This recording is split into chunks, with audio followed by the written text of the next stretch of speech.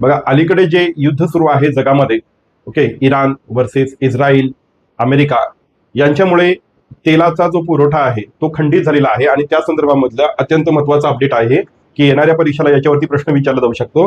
प्रश्न काय पहा, हार्मुज सामुद्रधुनी कोणत्या दोन जलाशयांना जोडते?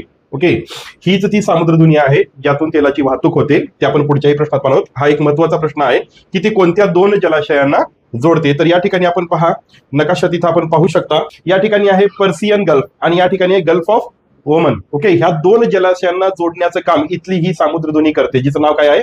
हार्मुज. ओके, कोणते आहे? हॉर्मुज. ओके, लक्षात आलं? हा प्रश्न आहे. म्हणून या प्रश्नाचं उत्तर काय होईल? पर्याय. आपण पर्यायाकडे जाऊयात.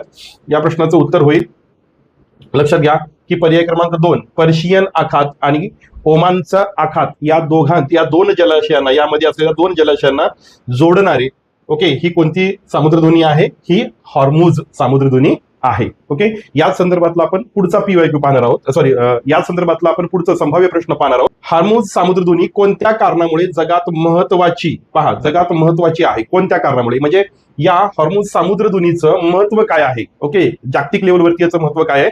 तर ही जी सामुद्रधुनी आहे ती तेल वाहतुकीसाठी उपयोगात आणली जाते. म्हणजे याच सामुद्रधुनीमध्ये अरेबियन सी, म्हणजे ज्याला आपण अरबी समुद्र म्हणतो, तसेच हिंदी महासागरामध्ये तेल वाहतूक करण्यासाठी एकमेव हा मार्ग आहे. म्हणून याचं खूप महत्व आहे. कशासाठी? तेल वाहतुकीसाठी. परत यावर संभाव्य प्रश्न कोणता आहे पाहूया पुढे.